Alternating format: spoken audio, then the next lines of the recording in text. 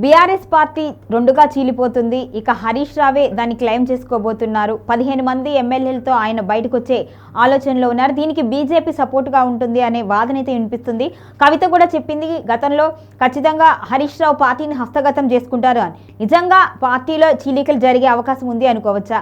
ఒకవైపు కేటీఆర్కి హరీష్ రావుకి పడట్లేదు అని కూడా వార్తలు వినిపిస్తున్నాయి. మరి టోటల్ పరిణామం చూసుకుంటే నిజంగానే హరీష్ రావు హస్తగతం అవుతుందా బీఆర్ఎస్? హరీష్ రావు గారి మాటలో చెప్పాలంటే తన మామయ్య తన దేవుడు, మేనమామ సొంత మేనమామ.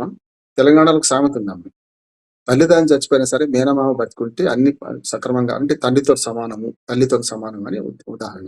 అంటే మేనమామ భార్య మేనత్త కాదు, మేనత్త మొగుడు మేనమామ అంతకంటే కాదు.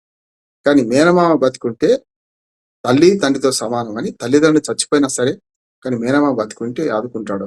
సొంత మా అక్క చెల్లె కొడుకు కదా. అందుకని అట్లా ఆయన, నేను కేసీఆర్ గారు ఉన్న మా నాయకుడు, నేను సమస్య లేదు ఏ రకంగా, ఇప్పటికీ 50 సార్లు ప్రకటించింది. అన్నిటి కూడా పెట్టుకుంటా ఒకసారి చెప్తున్నాను కదా.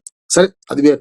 నేనేమంటానంటే ఎవడైనా ఎక్కిన కొమ్మ నరుకుంటారా? ఇప్పుడు కవిత చేసిన పిచ్చి పని ఈయన చేయడం అనుకుంటాను. అయితే విఘ్నుడు వరకు చెప్పిన మొత్తం పార్టీలో డిప్లొమాటు, చాలా గర్వం ఉండొచ్చు. కొందరు గర్వపరుడు అంటారు, కొందరు మిత్రుడు అంటారు.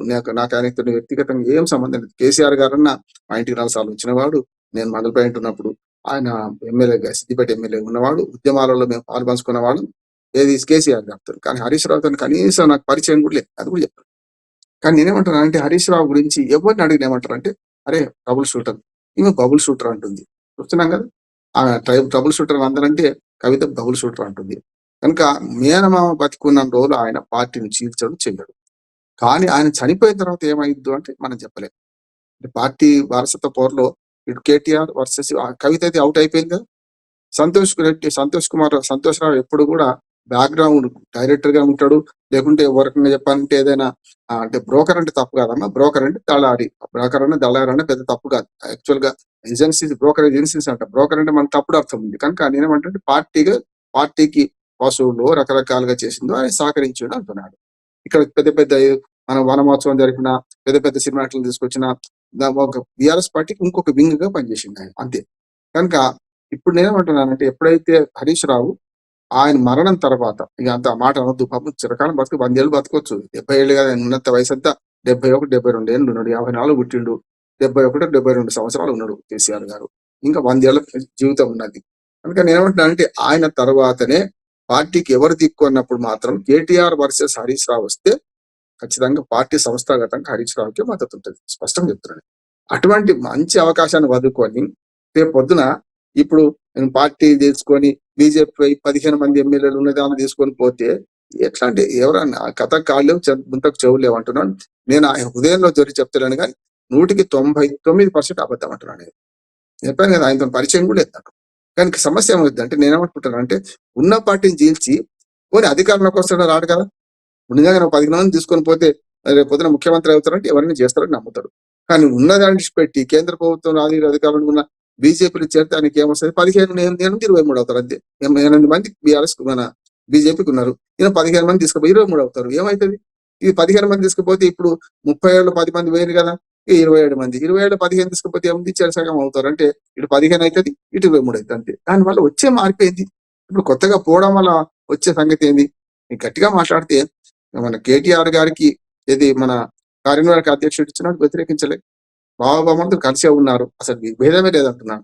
ఇవాళ ఈ మైండ్ గేమ్ రాజకీయాల్లో భాగం అంటున్నాను. అంటే డిమోరల్ చేస్తే ఇందులో నుంచి ఇంకొక 15 మంది అన్న, ఇప్పుడు 10 మంది చేరిండు, 26 మంది రావాలి, 16 మంది రావాలి ఇక్కడి నుంచి, ఏది కాంగ్రెస్ పార్టీలోకి. ఇది కాంగ్రెస్ ఆడుతున్న మైండ్ గేమ్ అని నేను అనుకుంటున్నాను.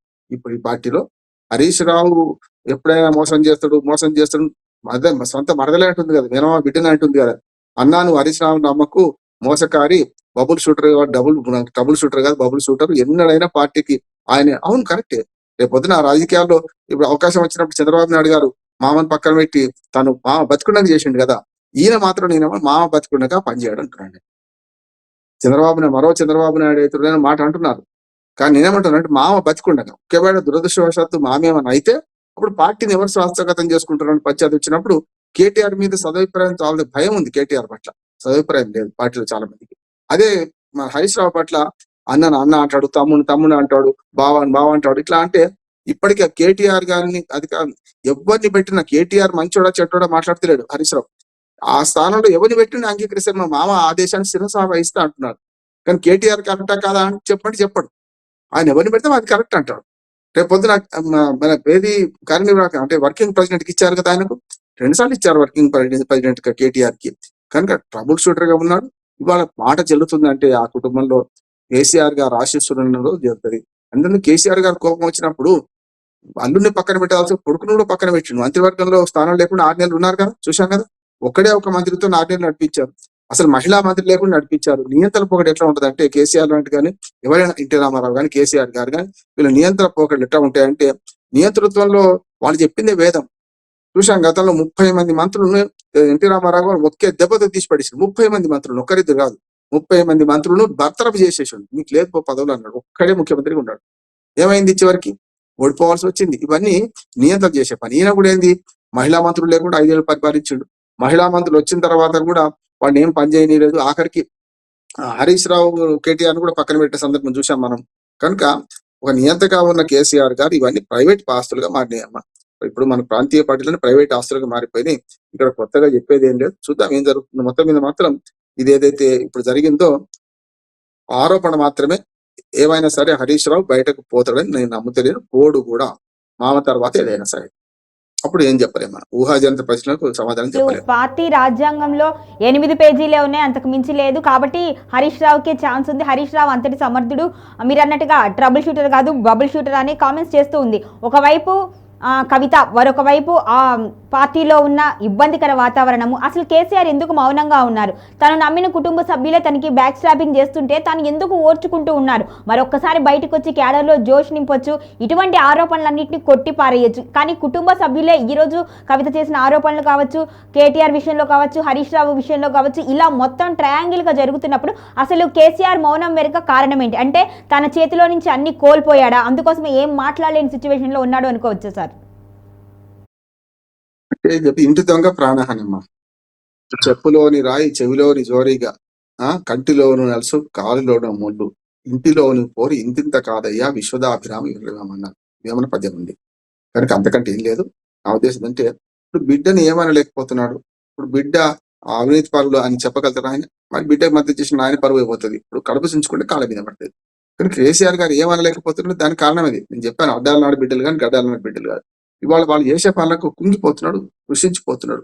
బయటపడితే చూసినా ఆ వేలు చూపెడుతుంది కదా నీకు అని అంటున్నారు. కనుక ఏం చేయగలుగుతాడు ఎవరైనా కూడా. కనుక బిడ్డను ఒక్క మాట కేసీఆర్ గారు బిడ్డను ఒక్క చిన్న విమర్శ చేసి చాలు, పార్టీని ముంచుతున్న బిడ్డ తప్పు అన్నాడు అనుకోండి, మొత్తం కేసీఆర్ బీఆర్ఎస్ శ్రేణులన్నీ కూడా తిరగబడి ఏది పడితే అది మాట్లాడతారు. దానికి వద్దనుకుంటున్నాడు. తాను సంధిస్తే తన కూతురే తిట్లు పడుతుంది, ఎవరో కాదు కదా. అప్పుడు శోభ మనసు మా కేసీఆర్ గారి భార్య, సొంత తల్లి, ఆమె మనసు ఏం కావాలి అంటే భర్తను చూసుకోవాలా, కూతురును చూసుకోవాలా. ఇవన్నీ ఎట్లా ఉంటాయంటే రాజకీయాల్లో. అందుకని రావు రమేష్ ఏదో సినిమా గుర్తులేదు నాకు, అరే శత్రువులు ఎక్కడ ఉండరా, మన ఇంట్లో ఉంటారు, తమ్ముడు రూపంలో, అన్నల రూపంలో, చెల్లెల రూపంలో, అక్కల రూపంలో, కొడుకులు బిడ్డల రూపంలో వస్తారా, ఎక్కడి నుంచి రారు అంటాడు. అదే జరుగుతుంది కేసీఆర్ గారికి. ఇంటిలో పోరు ఎక్కువైంది, ఇంటి దొంగ ప్రాణహాని. కనుక గుట్టుమట్టు తెలిసిన వాళ్ళు కనుక ఎట్లా అరే మన కేసీఆర్ గారిని ఇంప్రెస్ చేయడం కాదు, కేసీఆర్ గారి పరువు బజాన పడేస్తుంది ఆమె. కనుక ఆ లెక్కన ఇప్పటి వరకు అయితే ఎన్ని పదవులు ఇచ్చినా ఇవ్వకపోయినా ఏడ్చుకుంటూ ఉన్నాడు తప్ప, కన్నీళ్లు పెట్టుకున్నాడు హరీష్ రావు తప్ప. దూరంగా పెట్టినప్పుడు కూడా మామను కాదని పోలేదు, పోడు కూడా అంటున్నాడు. అదే చెప్తున్నా, మరొక్కసారి చేస్తున్నా, ఆయనతో కనీస పరిచయం కూడా లేదు. కానీ నేనేమంటున్నాడు, అటువంటి పోడు. మనము ఒక మనిషి వ్యక్తిత్వం చూస్తాం కదమ్మా, రాజకీయాలు ఏం చేస్తున్నాడు, ఏం మాట్లాడుతున్నారు చూస్తాం కదా. ఆయన మీద గతంలో ఇప్పుడు కాదు, అప్పుడు రాజశేఖర రెడ్డి గారు బతుకున్నప్పుడే పోయిండు ఒకసారి అంతే. సిద్దిపేట అభివృద్ధి కోసం పోయిన నేను, సమస్య లేదు, నా రాజీ లేదు, పోరాటమే చేస్తా అన్నాడు. అప్పుడు కూడా సేమ్. అంటే ఎప్పటి నుంచి అంటున్నారు ఆయన? అప్పుడు రాజశేఖర రెడ్డి బతుకున్నప్పటి నుంచి ఆయన మంత్రిగా ఉండే, ఎమ్మెల్యే కాకుండా మంత్రిగా ఉన్నాడు అప్పుడు. అప్పటి నుంచి ఆయన మీద అన్నాలు అంటున్నాడు, చూస్తున్నాం కదా మనం. అంతేందుకు కేసీఆర్ చచ్చిపోతాడు, కేసీఆర్ చచ్చిపోతాడు, ఆరోగ్యం బాగాలేదు అని కూడా ప్రచారం చేసింది కదా. అరే నేను బక్క పరిస్థితులు మంచిగానే ఉన్నాయా, దుఃఖలాగా నాకేమైంది అని కేసీఆర్ 2 సార్లు అసెంబ్లీ సాక్షి చెప్పిండు కదా, నాకు ఆరోగ్యం ఏం లేదు బాగా.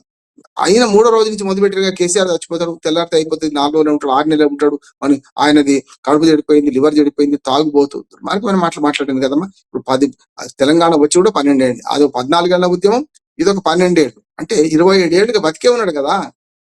అంటే మనుషులు ఎట్లా ఉంటారండి, మనుషుల సంగతి ఇప్పటికి కూడా ఆయన చచ్చిపోతాడు, లేకుంటే కాలు రిగిపోతుంది, 20 నరిగిపోయింది అని అవాకులు చెవుకులు పేరుతున్నారు రేవంత్ రెడ్డి లాంటి వాడు చూస్తున్నాం మనం. కనుక నేను ఏమంటున్నా అంటే ఒక వ్యక్తిని నిందించకండి, ఎవరైనా కానీ. రామ్మోహన్ రావు తప్పైతే రామ్మోహన్ రావు సిద్ధాంతాన్ని విమర్శించి ఇది తప్పని చెప్పండి, కానీ ఫలానాడు చచ్చిపోవాలి ఫలానాడు బతకాలని చెప్తే తప్పు అంటున్నాడు. ముక్కు బాగాలేదు, నోరు బాగాలేదు, బాడీ షేపింగ్ కూడా కవిత చేసే పని ఏంటి, బాడీ షేపింగ్ కదా. లిటిల్ పుట్ట అన్నది జగదీశ్వర్ రెడ్డిని, నీ సంగతి ఏందో నేను పరువు తీసిండు అంటే ఎక్కడికి పోయినా వాళ్ళు తెరువుపోకుండా చేస్తున్నారు. హరీష్ రావు విషయంలో మాత్రం నేను స్పష్టంగా చెప్తున్నా, ఆఫ్టర్ కేసీఆర్ ఆయన నాయకుడు అవుతాడే అంటున్నాడు.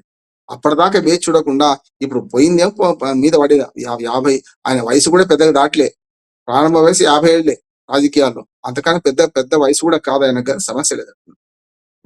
అయితే ఇప్పుడు మీరు చెప్పిన దాని ప్రకారం చూసుకుంటే అసలు హరీష్ రావుకు ఈ బురద జల్లుడు ఎందుకు జరుగుతుంది? గతం నుంచి చూసుకుంటే ప్రస్తుతం వరకు కూడా ప్రతిసారి ఇదే అంటున్నారు, ఆయన బ్యాక్ స్టాపింగ్ చేస్తారని. కానీ అంటే ఆయనకున్న రాజకీయ నీతి తెలివితేటల పరంగా ఆయన్ని వాళ్ళ పార్టీలోకి ఆకర్షించుకుంటే వాళ్ళ పార్టీకి మైలేజ్ వస్తుంది అనే ఉద్దేశంతో ఇటువంటి ఆరోపణలు హరీష్ రావు మీద జరుగుతున్నాయి అనుకోవాలా సార్? ఇప్పుడు అమ్మ నూతిన పడ్డోని మీద 100 రాళ్ళంటారు, అధికారాంతంలో చూడవాలి ఐఎస్ సౌభాగ్యం అన్నట్టు. అధికారం పోయిన తర్వాత ముసలం పుడితే ఎక్కడైనా చూడండి మీరు, కుటుంబంలో కష్టాలు వచ్చినప్పుడే వెన్నుపోటు పడిచేవాడు పడతాడు, తిట్టేవాడు తిడతాడు. ఇప్పుడు తండ్రి మంచాల పట్టేప్పుడు మాత్రమే కదా తిట్టేది కదా, అశక్తుడు అయినప్పుడే కదా జరిగింది. ఇప్పుడు పార్టీ అశక్తురాలైంది, దాన్ని నడిపించేవాడు అశక్తుడు అయ్యిండు, దానిలో రకరకాలు ఉంటాయి. కనుక ఇవన్నీ నా ఉద్దేశం ఏంటంటే అప్పటి నుంచి ఇప్పటిదాకా వస్తుందంటే తెలివి. ఇప్పుడైనా కూడా ఒక కాసే చెట్టుకు రాళ్ళు పడతాడు కానీ కాయని చెట్టుకు ఎవడు కొడతాడు? హరీష్ రావు అసమర్థుడు అయితే ఆయనకి ఎవరు రాళ్ళు కొడతాడు చూస్తున్నాం కదా. అందుకని సమస్య లేదు, సమర్థుడే, తెలివి కల్లా సమర్థుడు, తెలివి కల్లా నాయకుడు, డిప్లొమాటు, ఎవరిని ఎక్కడ పెట్టాలని తెలుసు, ఎవరితో ఎట్లా మాట్లాడాలని తెలుసు. ఆ పార్టీల వాళ్ళతో కూడా మన సమయం పాటించి మాట్లాడతారు. కేటీఆర్ పట్ల కొంత పార్టీల వ్యతిరేకత ఉంటది, కేసీఆర్ కొడుకు గనుక గౌరవిస్తారు, అహంకారం ఉన్నా సరే గౌరవిస్తారు. చూస్తున్నాం కదా చాలా మంది కేటీఆర్ తో పంచాయతీ పెట్టుకుని పోయిన వాళ్ళు ఉండగా హరీష్ రావు తో పంచాయతీ పెట్టుకుని పోయి ఒక్కడు ఉన్నాడు. ఎవరంటే మనకు మన జగ్గారెడ్డి, ఆయన ఒక్కడే హరీష్ రావు వ్యతిరేక, ఒకటే జిల్లా, రాజకీయాలు ఒకటే కనుక హరీష్ రావు మీద అలిగిపోయినా అన్నాడు. కేటీఆర్ మీద కానీ కేసీఆర్ మీద కోపం లేదంటాడు ఆయన, ఒక జిల్లా కనుక. మిగతా అందరూ చూడండి, ఎవరైనా అలిగిపోతే కేసీఆర్ మీద అలిగిపోయారు, హరీష్ రావు మీద అలిగి ఎప్పుడు పోలేదు. చూసినా కదా మీరు. ట్రబుల్ షూటర్ ఎందుకంటే కేసీఆర్ తోని అలిగిపోయిన వాడు కూడా అన్న ఇట్లా అయిందా, నేను చూస్తా కదా మామతో మాట్లాడతా, నేను చేస్తా అన్నవాడు తప్ప మంచిగా జరిగింది అని మనతో జతకట్ట తలుసుకుంటే కేసీఆర్ కి వ్యతిరేకమైన వాళ్ళందరూ కూడా హరీష్ రావు పంచన చేరుతారు కదా, మరి చేరలే కదా, ఎవరిని దగ్గర అనేయలే కదా. ఎవరైనా పోయి తిట్టి వచ్చినోడు కూడా మళ్ళీ హరీష్ రావు పోయి వాడిని తీసుకొచ్చి మళ్ళీ పార్టీలు కలిపి చూసినాం కదా మనం. ఇప్పుడు మన కొండా సురేఖ ఇప్పుడు మాట్లాడుతుంది, గతంలో మన బీఆర్ఎస్ లో చేరే కన్నా ముందు కేసీఆర్ ను మనం మాట్లాడాల్సిన మాట్లాడాల్సిన అన్పార్లమెంట్ లాంగ్వేజ్ అంతా మాట్లాడింది ఆమె, ఆఖరికి ఏడుకు వచ్చింది మన పోయింది కదా, హరీష్ రావే పిలిస్తే వచ్చిపోయింది. అందుకని ఇవన్నీ ఎట్లుంటాయి అంటే హరీష్ రావు పట్ల పార్టీకి ద్రోహం చేస్తారైతే నేను అనుకుంటలేను, అంతవరకే నమ్మొచ్చు అంటున్నాను నేను.